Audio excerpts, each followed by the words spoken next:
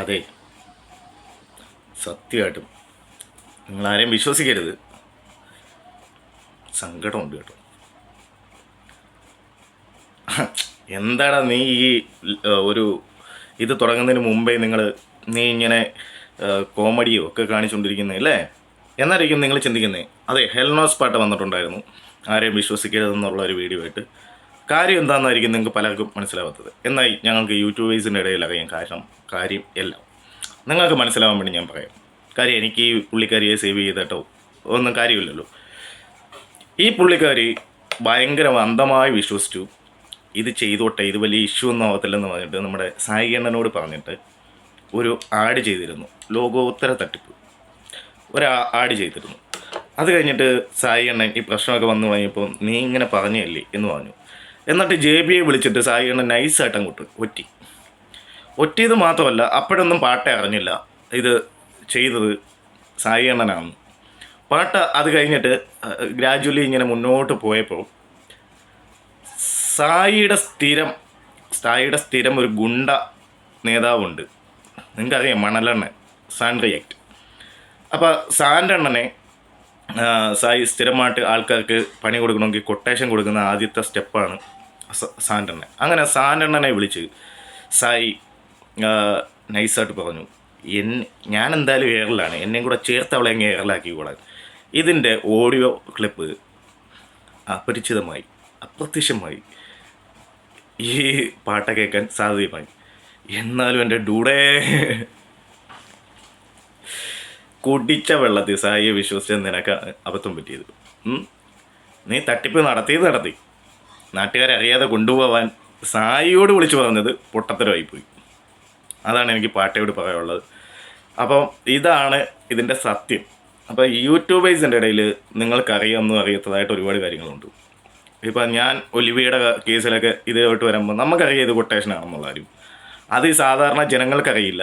അപ്പോൾ അവരുടെ ആ കൊട്ടേഷൻ നടക്കുന്നു. ഇപ്പോൾ എന്താ അതിൻ്റെ പുറമെ ഞാൻ കഴിഞ്ഞ ഒരു വീഡിയോ ഇട്ടിട്ടുണ്ടായിരുന്നു. അതിനകത്ത് പറയുന്ന കാര്യങ്ങൾ ആരും എടുത്ത് ചർച്ച ചെയ്യുന്നില്ല. ആ വീഡിയോയുടെ കമൻറ്റ് ബോക്സിന് താഴെ നിങ്ങൾ നോക്കിയാൽ മതി. ഒലിവിയെ പറഞ്ഞതിനെക്കാട്ടിലും ഒലിവിയുടെ സ്റ്റാഫിനുണ്ടായതിനെക്കാട്ടും വളരെ മോശമായിട്ടുള്ള അനുഭവം VRS എന്ന് പറയുന്ന ആ കമ്പനിയുടെ സ്റ്റാഫിനുണ്ടായിട്ടുണ്ട്. അതായത് ഒലിവിയെ തകർക്കാൻ നിൽക്കുന്ന കമ്പനിയാണ്. 200 രൂപ പത്രത്തിൽ എഴുതി വെച്ചിട്ട് അവരെ വീട്ടിലെ കുട്ടികളുടെ മൂത്രവും മലവും വരെ കഴുകുന്നുണ്ട്. ഇതൊന്നും ആരും ചർച്ച ചെയ്യില്ല. Because this is A union work. ഇത് യൂണിയനായിട്ടൊരു സ്ഥാപനത്തെ തകർക്കുക എന്നുള്ളൊരു രീതിയാണ്. അപ്പോൾ പാട്ടേ ഇതിൻ്റെ പാട്ടായിരുന്നു അല്ലേ? കർമ്മ എന്ന് പറയുന്നൊരു സാധനമുണ്ട്. പാട്ട അതിൻ്റെ പാട്ടായിരുന്നു. സായി എണ്ണം വിളിച്ചു പറഞ്ഞു, പാട്ട ചെയ്തു. ഇപ്പം എന്തുകൊണ്ട് പാട്ട ഈ ഒരു സബ്ജക്റ്റെ പറ്റി എടുക്കുന്നില്ല? എന്താ പറയുക, ലോകോത്തരമായ വിഷയങ്ങളെപ്പറ്റി സംസാരിക്കുന്ന പാട്ട എന്തുകൊണ്ട് ഇപ്പോൾ VRSനെതിരെ ഒരു വീഡിയോ ചെയ്യുന്നില്ല? മറ്റ് ചാനലുകൾ ചെയ്യുന്നില്ല? എടാ, നിനക്കൊക്കെ ലോക നന്മയില്ലേ വേണ്ടേ? അങ്ങനെ അല്ലല്ലേ, പൈസ കിട്ടിയാലേ ലോക നന്മ ചെയ്യുമല്ലേ?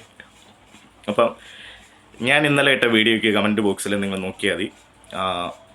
ഈ സ്ത്രീ വന്നിട്ട് വളരെ മോശമായിട്ട് സംസാരിക്കുന്നുണ്ട്. അതിൻ്റെ കീഴിൽ വന്ന് അവർക്കെതിരെ കമൻ്റ് ഇട്ടിരിക്കുന്ന ഈ VRSനെതിരെ കമൻ്റ് ഇട്ടിരിക്കുന്ന കമൻറ്റുകൾ നിങ്ങൾ ശ്രദ്ധിച്ചാൽ മനസ്സിലാവും ആരാണ് റൈറ്റ്, ആരാണ് ഇതെന്ന്. പൈസ കിട്ടുന്നിടത്ത്. പിന്നെ ഇതിനകത്ത് ഒരു കാര്യം കൂടെ, പാട്ടയും ഇവരുമൊക്കെ ആവർത്തിച്ച് ചോദിച്ച ചില ചോദ്യങ്ങൾക്കും കൂടെ മറുപടി തരട്ടെ. പാട്ട ചോദിച്ചിരുന്നു, this is a labour issue, nothing, this is a commission issue. Okay, പുകമറ ഉണ്ടാക്കിയിട്ടതായിരുന്നു. പിന്നെ അപ്പോസ് വ്ളോഗ് എന്ന് പറയുന്നൊരു ആൾ വന്നിട്ട് പറയുന്നുണ്ടായിരുന്നു, ഇത് ഞാൻ V-Star എന്ന് പറയുന്നൊരു ഇതിൽ വർക്ക് ചെയ്തു. സംഭവം മനസ്സിലായല്ലോ, വർക്ക് ചെയ്തു. V-Star ഈസ് കൈത്തറി, അതൊരു ഷോപ്പാണ്. ആ ഷോപ്പിൽ വർക്ക് ചെയ്യുന്നവർക്ക് പ്രോബ്ലം ഇല്ല എന്ന് പറഞ്ഞുകൊണ്ട് ഓൺലൈൻ സ്ഥാപനങ്ങൾ പ്രോബ്ലം ഇല്ലെന്ന് തോന്നുന്നു. ലാപ്ടോപ്പ് വാങ്ങി വെച്ച് വെക്കുന്ന കമ്പനി ഉണ്ട്, മനസ്സിലായില്ലേ? പിന്നെ ഫോൺ വാങ്ങിച്ചു, അവരുടെ പേരിലുള്ള ഫോൺ വാങ്ങിച്ചു, അവരുടെ പേഴ്സണൽ ഫോൺ അല്ല വാങ്ങിച്ചു വെച്ചത്. അതവർ വ്യക്തമായിട്ട് എല്ലായിടവും പറയുന്നുണ്ട്. ആ സ്ഥാപനത്തിൽ വന്നിട്ട് അവിടെ വെച്ച് വാങ്ങിയ സാധനമാണ്. അതിനകത്ത് ചിലരൊക്കെ പറയുന്നിട്ട് ലക്ഷങ്ങളുടെ ഫോണൊക്കെ ഉണ്ടെന്ന്. ഞാൻ കണ്ടതിൽ ഭൂരിഭാഗം ഫോണും അവർ കാണിച്ചതിൽ ഭൂരിഭാഗം ഫോണും ഒരു ഓപ്പയോ ഒരു OnePlus ഉണ്ട്. ബാക്കി എല്ലാ ഫോണും ഈ പറയുന്ന റെഡ്മി, റിയൽമി ഇങ്ങനെയുള്ള സാധനങ്ങളാണ്. ഇതിന് 7,000 രൂപ 8,000 രൂപ ഉള്ളായിരുന്നു ഫോണിന് വില. അതിനൊക്കെ 20,000 30,000 രൂപ. കഥകൾ ഉണ്ടാക്കുമ്പോൾ ഇത്തിരി മാന്യമായിട്ടൊക്കെ ഉണ്ടാക്കുക. ഇത് ജനങ്ങൾ കാണുന്നുണ്ടെന്നുള്ള സത്യം മനസ്സിലാക്കുക. ഓക്കെ, അതിൻ്റെ സെക്കൻഡ് ഹാൻഡ് വാങ്ങി എത്ര രൂപ ആകുമെന്ന് നിങ്ങൾക്കറിയാം. ആ ഫോൺ 60 ദിവസത്തേക്കാണ് വാങ്ങി വെച്ചത്. ഇതിൽ പല ഫോണും എന്തുകൊണ്ടാണ് 60 ദിവസം കഴിഞ്ഞ് തിരിച്ചു കൊടുക്കാത്തതെന്ന് ചോദിച്ചു കഴിഞ്ഞാൽ, ഈ കുട്ടികൾ വളരെ ദൂരമുള്ളവരാണ്. ഈ 60 ദിവസം കഴിഞ്ഞ് ഇവർ വന്ന് വാങ്ങിയില്ല. ഇപ്പോഴാണ് അതിനു വേണ്ടി യുദ്ധം ചെയ്യുന്നത്. അതിന് ആൾക്കാരെ ഇറക്കി ഇതിൻ്റെ പേരിൽ പൈസ കിട്ടുമെന്ന് പറഞ്ഞു. 4 ലക്ഷവും 8 ലക്ഷവും ഒക്കെ കിട്ടുമെന്നൊക്കെയാണ് ഈ കുട്ടികൾക്ക് ഓഫർ. നിങ്ങൾ കുട്ടികൾക്കൊരു കുന്തവും കിട്ടില്ല. ഇപ്പോൾ ഇവർ കേസുമായിട്ട് പോയിട്ട് ഇവിടെ വന്നിട്ട് ഒലിവിയ നീതി വലിക്കണമെന്ന് പറഞ്ഞു കഴിഞ്ഞാൽ, ഒരു കേസിൽ കിടക്കുന്ന സാധനത്തിൻ്റെ പണ ഇടപാട് ഒലിവയ്ക്ക് ചെയ്യാനുള്ള അവകാശമുണ്ടോ? ഒരിക്കലുമില്ല. എന്നിട്ടും എന്തിന് ഈ പട്ടിഷോ കാണിക്കുന്നതെന്ന് നിങ്ങളൊന്ന് ആലോചിച്ച് നോക്കുക. നിങ്ങളുടെ നാട്ടിൽ ഒത്തുതീർപ്പെന്ന് പറഞ്ഞു കഴിഞ്ഞാൽ കേസ് കംപ്ലീറ്റ് ചെയ്തിട്ടല്ലേ ഒത്തുതീർക്കുന്നത്? അതോ കേസ് അവിടെ വെച്ചിട്ട് ഒത്തുതീർപ്പ് ചെയ്തിട്ട് വീണ്ടും അവർക്ക് കേസുമായിട്ട് മുന്നോട്ട് പോകാനുള്ള റൈറ്റ്സ് ഉണ്ടോ? അങ്ങനെയില്ല. കേസ് തീർക്കുന്നു, പോയി സംസാരിക്കുന്നു. ഇവർ കേസ് ഓൾറെഡി അവിടെ 15 പേരുടെ കേസ്, അതും ഇത്രയും പേര് നിരന്നൊരു കേസ് കൊടുത്തിട്ട് ഇവർ ഈ പണത്തിൻ്റെ, പിന്നെ ഉള്ളത് ഫോണിൻ്റെ കാര്യം. അതവർ കൊടുക്കാൻ തയ്യാറാണ്, ഇവരത് വാങ്ങാൻ തയ്യാറല്ല. ഇവരുടെ വി സ്റ്റാറിൻ്റെ അടുത്ത ആ ഉദ്യോഗസ്ഥ സമ്മതിക്കുന്നില്ല. എന്തുകൊണ്ട് ഭയങ്കര പിടിപാടാണ്. ഇവർ ലോകം മൊത്തം കീഴടക്കി വെച്ചിരിക്കുന്നു എന്നൊക്കെ അല്ലേ പറഞ്ഞു. എന്തുകൊണ്ട്? സോ നമ്മൾ വിഷയം ഇതല്ല, പാട്ട. അപ്പോൾ പാട്ടയുടെ കേസിൽ ഞാൻ പറയാം. പിന്നെ ഒരു കാര്യം കൂടെ പറഞ്ഞു വിട്ടിട്ടെ. ഈ അപ്പൂസ് ബ്ലോഗ് ഒരു കാര്യം കൂടെ പറഞ്ഞിരുന്നു. അത് വേറൊന്നുമല്ല, ഈ കുട്ടികളുടെ ഇതിൽ വന്നു കഴിഞ്ഞാൽ ഏതോ ടാക്സൊക്കെ വെട്ടിക്കാന്ന്, അങ്ങനെ പറ്റുമോ? എനിക്കറിയില്ല കേട്ടോ. അങ്ങനെ ഇവരിനി ടാക്സ് വെട്ടിച്ചിട്ടുണ്ടോയെന്ന് അറിയില്ല. ആക്ച്വലി ടാക്സ് ഈസ് എ ബില്ലാണ്.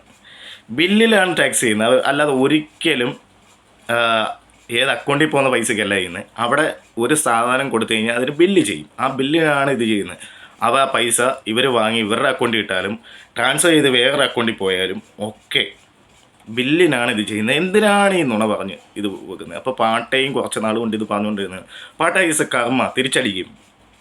പാട്ടയെ വെച്ച് ഇത് ചെയ്യിപ്പിച്ചവർ, പാട്ടയോട് ഇത് ചെയ്യാൻ പറഞ്ഞവർ തന്നെ ഇപ്പോൾ പാട്ടയ്ക്ക് പണി തന്ന കണ്ടോ? ഇതാണ് എല്ലാ കോണ്ടൻ്റാണ്. ഞാൻ ഇത് കണ്ടുകൊണ്ടിരിക്കുന്ന ഓരോ വ്യക്തികളോടും പറയുകയാണ്, ഒരൊറ്റ ഇൻഫ്ലുവറിനെ വിശ്വസിക്കരുത്. അവന് കോണ്ടൻ്റാണ്, അവൻ്റെ അരിയാണ്. ഒരാളെ തകർക്കാൻ വേണ്ടി പൈസ കിട്ടിയാൽ എന്ത് നാഗത്തരവും. ഇപ്പം നമ്മുടെ മുല്ലപ്പൂവിന് വേണ്ടി, ജാസ്മിൻ ചേച്ചിക്ക് വേണ്ടി, അക്കായ്ക്ക് വേണ്ടി ഹൃദയം സമർപ്പിച്ച് കിടക്കുന്ന സായി അണ്ണന് വേണ്ടി സായി അണ്ണൻ പാട്ടയെ ചതിച്ചിരിക്കുകയാണ്. കൺഗ്രാറ്റ്സ്. അപ്പോൾ thank you all, thank you for watching. By.